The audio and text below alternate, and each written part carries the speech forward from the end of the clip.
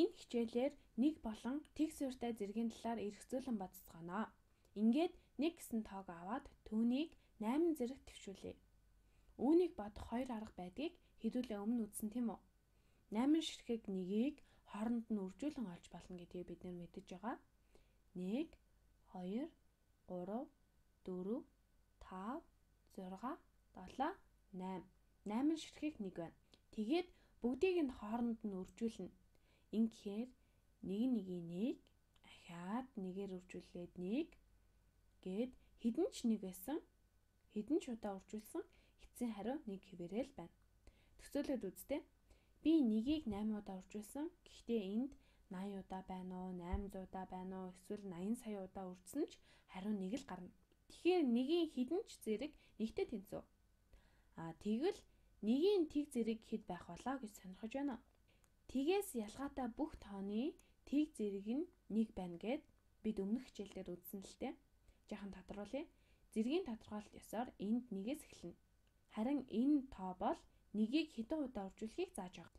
Иймээс нэгийг нэгээр тэг удаа үржүүлнэ гэхээр нэг л гарна. Үүнийг яг тодорхой харуулахын тулд жишээ авъя л да.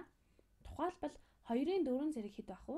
Зэргийн өөр нэг тодорхойлолт ёсоор 2-ын 4 зэрэг гэдэг нь нэгээс эхлээд нёгийгээ 2-оор 4 удаа үржүүлсэнтэй адил гэж бид мэдэж авсан тийм үү?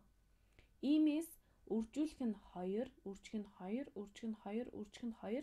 За байж 16 юм байна.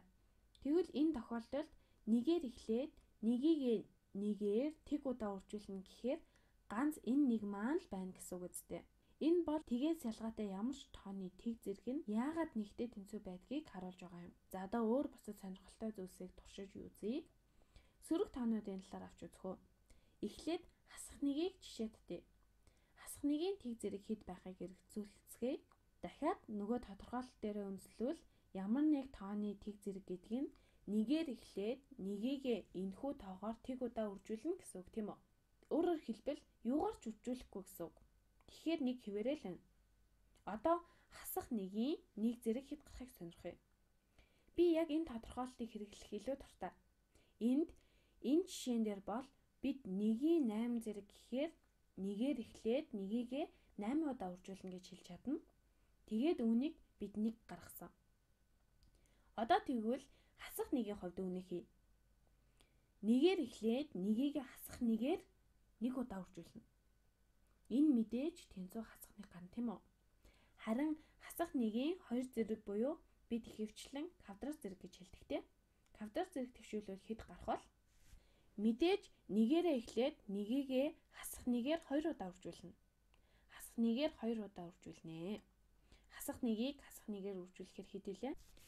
Хуучин аргаараа бол бид энд байгаа нэгийг тооцдоггүй. Яагаад гэхээр утга нь угаасаа өөрчлөгддөггүй шүү дээ. Өөрөөр хэлбэл 2 ширхэг хасах нэгийг хооронд нь үржүүлдэг. Хасах нэгийг хасах нэгээр үржүүлээд нэг гарна. Одоо та нар ерөнхий төсөөлөл бий болж эхэлж байгаа хаа.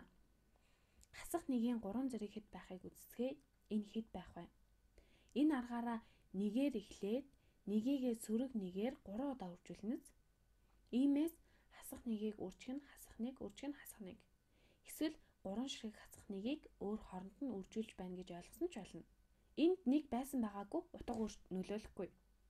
Тэнцүү хасах нэгийг үржих нь хасах нэг нь эерэг нэг байна. Эерэг нэгийг сөрөг нэгээр үржүүлэхээр сөрөг нэг гарна. Хасах нэгийн тэг зэрэг нь 1 байна.